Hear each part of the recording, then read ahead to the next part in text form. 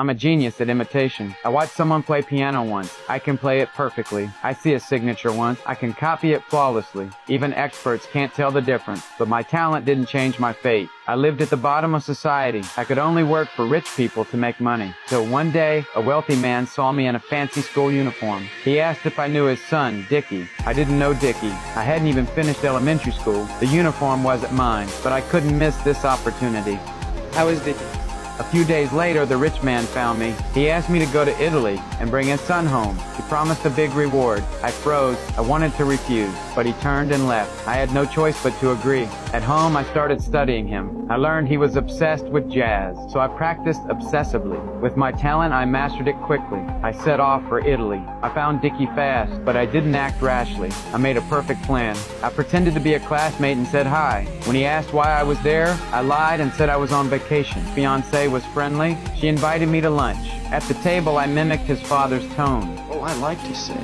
Believe me, I love to sing.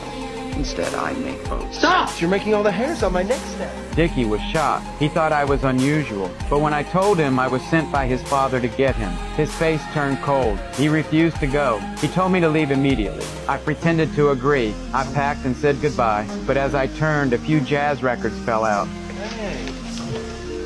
You like jazz? Love jazz. He didn't expect me to love jazz too. He changed his mind. He let me stay, but he didn't know. It was all my plan. I quickly earned his trust. I moved into his villa. I tricked his father for money and enjoyed the life of the rich. Slowly, I lost myself. I started copying his voice, his movements. I wore his clothes, but to him I was just a joke. He soon returned to his own world. His friends mocked me, called me a parasite. I was angry, but I held it in. I thought if I held on, I could keep this life, but I knew deep down, this dream would end. One day, I went sailing with Dickie. I excitedly talked about the future. Suddenly, he got furious. He told me to get back to America. I think we've seen enough of each other for a while. You can be a leech. It's boring. Hearing that, we argued. Who are you? Huh?